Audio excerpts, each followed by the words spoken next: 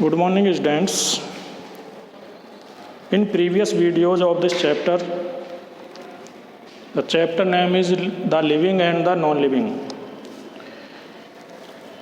You will have understood some features of living beings like cellular organization, growth, movements, reproduction,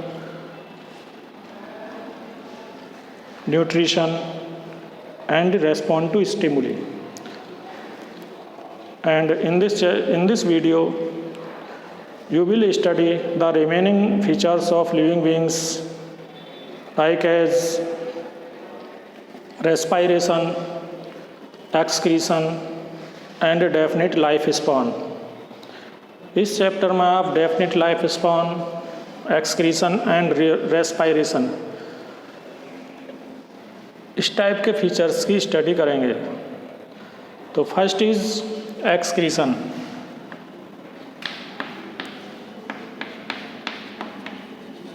excretion सबसे पहले इस topic में आप समझेंगे what is excretion. The process of removal of waste from their bodies by living beings. The process of removal of waste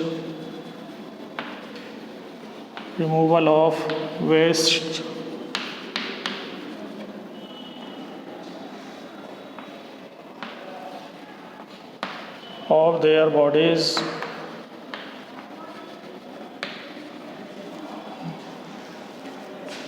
by living beings, the living organisms.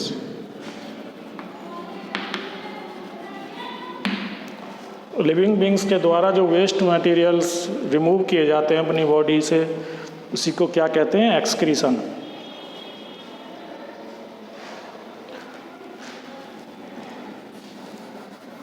From their bodies,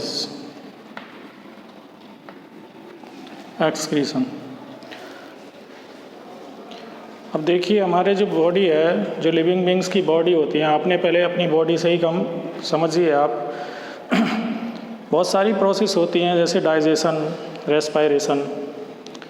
in process के time में जब ये process होती हैं, digestion of food and respiration process, इन दोनों process के time में हमारी बॉडी के अंदर बहुत सारे वेस्ट बनते हैं, वेस्ट मटेरियल बनते हैं या वेस्ट सब्सटेंसेस बनते हैं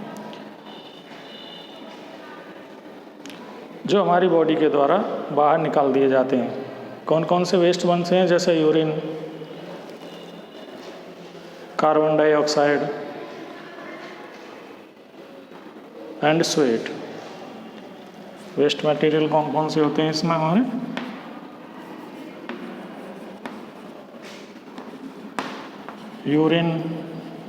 यूरिन के रूप में, स्वेट के रूप में, और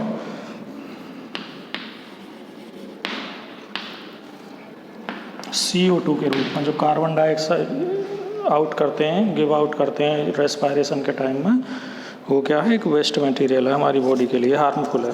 तो वो हार्मफुल मटेरियल्स हमें एज ए वेस्ट शरीर से, बॉडी से बाहर निकाल दिए जाते हैं। उसी प्रोसेस को क्या कहते हैं? एक्सक्रीशन। तो सभी और लिविंग बींग्स में होती है एक्सक्रीशन वाली प्रोसेस। ये भी एक फीचर है इसका, लिविंग बींग्स का, एक्सक्रीशन। अब ये तो हो गया एनिमल्स में।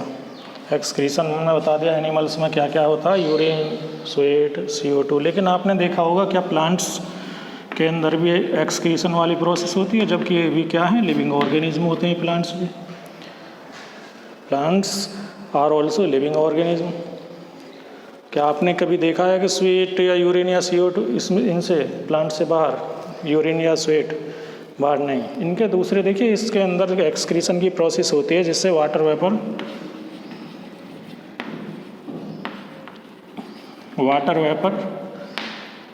एंड CO2 जो कार्बन डाइऑक्साइड होती है वो बाहर कर दी जाती है इनकी बॉडी से, प्लांट बॉडी से बाहर जाती है। ये एक्सक्रीट करते हैं वाटर वेपर को और CO2 को। तो वाटर वेपर किससे होती है? जो ट्रांसपीरेशन प्रोसेस होती है उसके द्वारा ये वाटर वेपर बाहर जाती है, और जो CO2 होती है वो रेस्पायरेशन प्रोसेस में बाहर जाती है, इनकी बॉडी से बाहर हो जाती है, एक्सक्रीट होती है। अब कुछ प्लांट्स ऐसे होते हैं जो उनके अंदर जो हार्मफुल सब्सटेंस बनते हैं प्लांट्स के अंदर, हार्मफुल सब्सटेंसेस जो उनके लिए हार्मफुल होते हैं, उनको क्या करते हैं, वो अपनी बॉडी से आउट कर देते हैं सीक्रेशंस के रूप में। जो सीक्रेशंस होते हैं उनके रूप में उसको आउट करते रहते हैं प्लांट्स, और जो उनके लिए हार्मफुल नहीं होते हैं प्लांट्स के लिए, उनको वो स्टोर कर लेते हैं अपनी बॉडी के अंदर। Okay, next second point is respiration.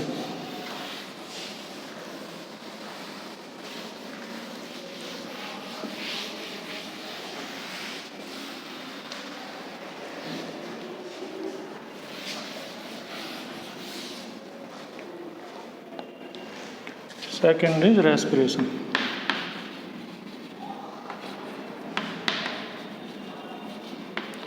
तो रेस्पिरेशन प्रोसेस में देखिए ऑल लिविंग बींग्स जो होते हैं रेस्पिरेशन प्रोसेस करते हैं, यानी अपनी ब्रीथिंग जो प्रोसेस होती है उसमें कुछ एयर लेते हैं, एयर, और एयर लंग्स में जाने के बाद उसमें से लंग्स क्या एब्जॉर्ब करते हैं? ऑक्सीजन,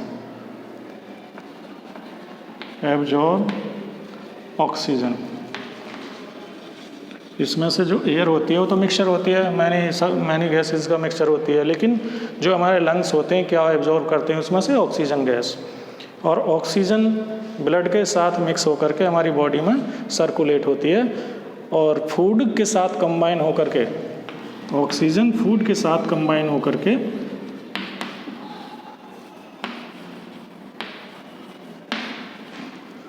रिलीज एनर्जी देती है हमें, और जिससे हम वर्क करते हैं। ठीक है ना? ऑक्सीजन फूड के साथ कंबाइन होकर के एनर्जी प्रोड्यूस करती है, और एनर्जी की हेल्प से हम सारी एक्टिविटीज़ और वर्क करते हैं। अब ये जो प्रोसेस होती है रेस्पायरेशन की, इसमें ऑक्सीजन तो टेक करते हैं, और आउट क्या करते हैं? इसमें कार्बन डाइऑक्साइड। इसमें से जो वेस्ट के रूप में क्या आउट करते हैं? कार्बन डाइऑक्साइड, और इन क्या करते हैं? ऑक्सीजन ले लेते हैं, इसमें ऑब्जॉर्व करते हैं एयर से ऑक्सीजन लेकर के, और बाहर क्या निकलती है? Carbon dioxide gas as a waste.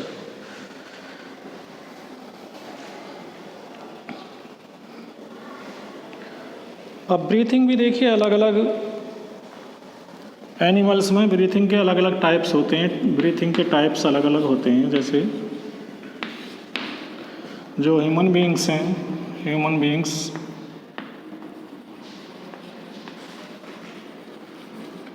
Beings में कैसे होते हैं? लंग्स होते हैं, लंग्स से होती है ब्रीथिंग। काऊ में किससे होती है? लंग्स से होती है, काऊ में भी। या दूसरे हॉर्स, डॉग,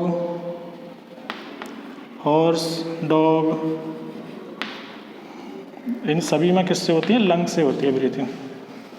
लेकिन कुछ एनिमल्स अलग टाइप से ब्रीथिंग करते हैं, जैसे फिश ब्रीथ थ्रू गिल्स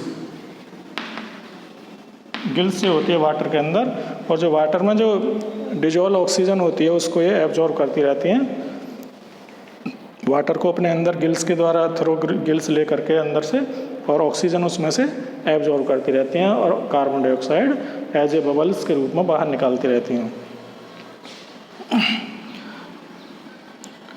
अब कॉकरोच में अलग टाइप से होता है, देखिए रेस्पायरेशन। कॉकरोच की जो बॉडी होती है ऊपर की, अपर वाली सरफेस, उस पर स्मॉल पोर्स होते हैं, उसके ऊपर बॉडी के ऊपर स्मॉल पोर्स को क्या कहते हैं? स्पाइरेकल्स। उनके द्वारा ये गैसेस का एक्सचेंज करते हैं, यहीं से क्या करते हैं? जैसे हम नोज से लेते हैं हम एयर, इसी तरीके से वो स्पाइरेकल से लेते हैं। होल्स होते हैं, स्मॉल पोर्स होते हैं उनके बॉडी के ऊपर, उनसे ही उन्हें क्या कहते हैं? स्पाइरेकल्स। और स्पाइरेकल से ये क्या करते हैं? ब्रीथिंग करते हैं। इसी तरीके से जो अर्थवॉर्म होते हैं, earthworm breathe through skin, earthworm जो होते हैं स्किन से ब्रीथ करते हैं। इसी तरीके से फ्रॉग देखिए, जब अर्थ पर यहाँ पर लैंड पर रहता है फ्रॉग तो लंग्स से करता है यहाँ पर, लेकिन जब ये वाटर के अंदर जाता है यहाँ पर वाटर में फ्रॉग एम्फीबियन है तो ये किससे करता है, स्किन से स्किन से ब्रीथिंग प्रोसेस करता है।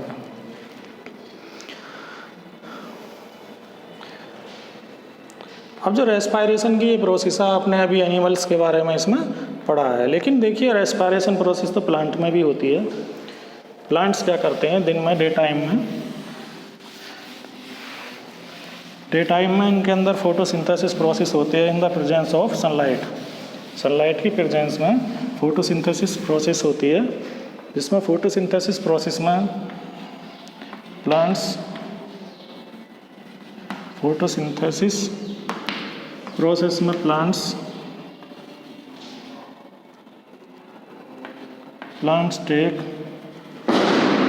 प्लांट्स यूज CO2, जो एटमॉस्फेयर की CO2 होती है उसका यूज़ करते हैं to make their food prepare करने में CO2 का यूज़ करते हैं and release oxygen during photosynthesis. यानी फोटोसिंथेसिस के टाइम में, फोटोसिंथेसिस के दौरान प्लांट्स एटमॉस्फेरिक CO2 का यूज़ करके ऑक्सीजन रिलीज़ करते हैं। जो ब्रीथिंग में उसका यूज एनिमल्स करते हैं, जो ऑक्सीजन होती है ब्रीथिंग के टाइम में, रेस्पायरेशन में ऑक्सीजन का यूज करते हैं, एटमॉस्फेरिक ऑक्सीजन का। लेकिन इसमें देखिए प्लांट्स में photosynthesis process only day time में होती है, लेकिन जो रेस्पायरेशन प्रोसेस है,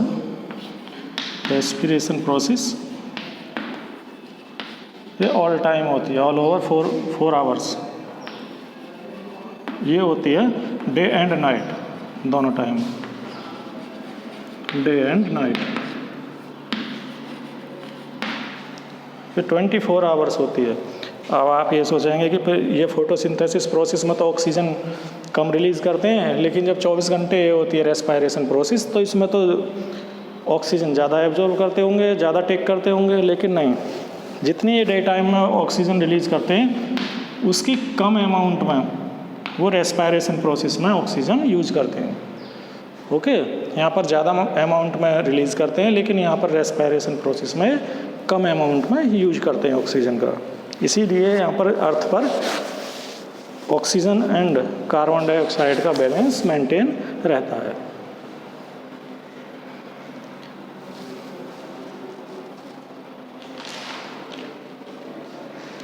प्लांट्स की जो लिप्स होती हैं, लिप्स पर क्या होते हैं, स्मॉल स्टोमेटा पोर्स होते हैं लिप्स के अंडर द लिप्स के नीचे क्या होते हैं, स्मॉल पोर्स होते हैं जिन्हें स्टोमेटा कहते हैं। स्टोमेटा प्लांट्स किससे ब्रीथ करते हैं, जैसे हम नोज से करते हैं, अर्थवॉर्म स्किन से करते हैं, ऐसे ही प्लांट्स की जो लोअर सरफेस होती है उस पर ज़्यादा स्टोमेटा होते हैं या स्मॉल पोर्स होते हैं, उन्हें स्टोमेटा भी कहते हैं। उनसे ही गैसेज का एक्सचेंज करते हैं और वहीं से वो अपनी ब्रीथिंग प्रोसेस करते हैं। जैसे CO2 आउट करते हैं या वेस्ट गैसेज जो होती हैं रेस्पिरेशन प्रोसेस में जो आउट होती हैं गैसेज, या फोटोसिंथेसिस प्रोसेस में आउट होती हैं, उनको किसके द्वारा, थ्रू द स्टोमेटा बाहर कर देते हैं, बाहर निकाल देते हैं। अब देखिए definite life span number 3, the feature of living beings number 3, definite life span.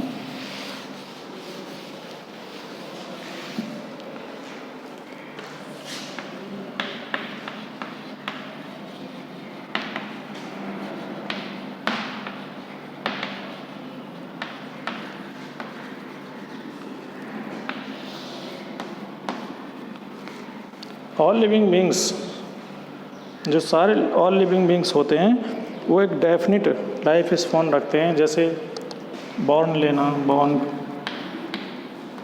Growth करना और उसके बाद में डाइज, मर जाते हैं। एक डेफिनिट लाइफ स्पान होता है, जन्म लेते हैं, ग्रोथ करते हैं और उसके बाद वो लास्ट में आकर के डाइज, मर जाते हैं। एक डेफिनिट लाइफ स्पान होता है, जैसे एक पहले छोटा बेबी बच्चा जन्म लेता है, उसके बाद क्या होता है यहाँ पर एडल्ट, एडल्ट के बाद ओल्ड मैन, ओल्ड होने के बाद क्या हो गए, डाइज, ख़त्म हो जाते हैं यहाँ पर। इसी तरीके से जो एनिमल्स हैं वो भी इस तरीके से पहले उनके छोटे बच्चे होते हैं, फिर बड़े होते हैं, फिर उसके बाद लास्ट में बुढ़े हो जाते हैं, बुढ़े होने के बाद वो डाई हो जाते हैं। डेफिनेट लाइफ स्पान रखते हैं सभी जितने ऑल लिविंग बींग्स हैं। क्या आपने नॉन लिविंग बींग्स को भी डाई होते देखा है या मरते देखा है, ग्रोथ करते हुए देखा है या क्या है इसमें? आप देख सकते हैं एक टेबल का कितने भी टाइम का लाइफ स्पान होता है, लेकिन एक जो लिविंग बींग्स होती हैं उनके डेफिनेट लाइफ स्पान होते हैं। यानी ग्रोथ का भी एक डेफिनेट टाइम होता है, बॉर्न का भी एक होता है और एक डाइज होने का भी एक डेफिनेट टाइम होता है।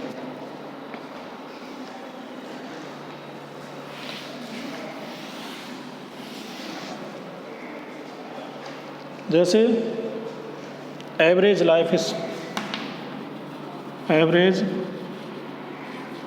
स्पान of some organisms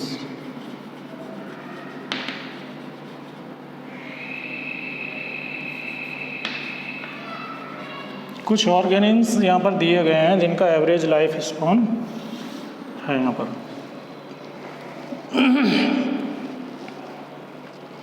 जैसे house fly,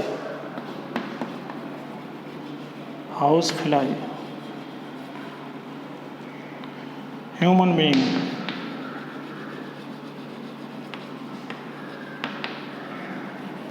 lion, elephant, tortoise,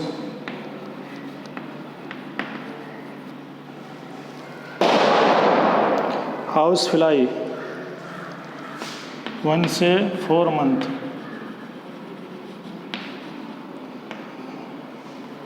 human beings 60 to 80 years. इस तरीके से लाइफ स्पान होते हैं। Lion 20 to 25 years. लॉयन का कितना होता है? 20 to 25 ईयर्स। डॉग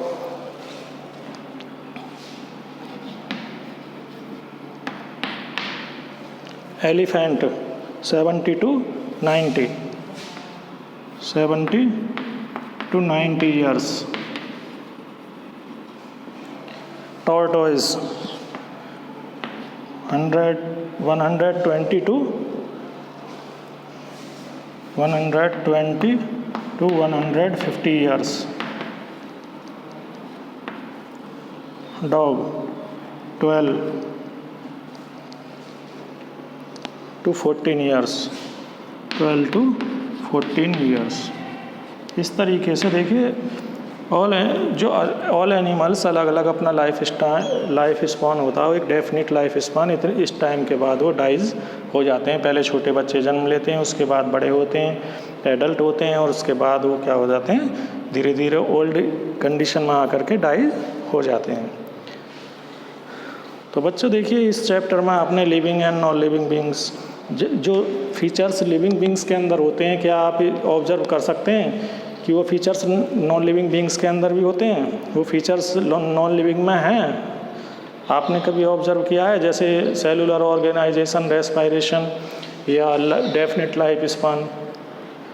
अब आप ये कहेंगे कि जैसे मूवमेंट तो देखिए उसमें क्लाउड्स में भी होती है। जब क्लाउड देखते हैं आप उसमें स्काई में जाते हुए, ऊपर आसमान में जाते हुए देखते हैं क्लाउड्स, तो मूवमेंट तो वो भी करते हैं। लेकिन कोई एक ही फीचर के ऊपर हम ये नहीं कह सकते कि वो लिविंग है।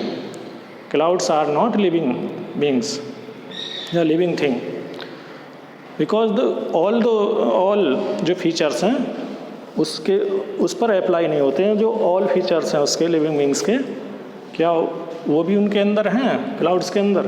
जैसे डेफिनेट लाइफ स्पान है या न्यूट्रिशन है या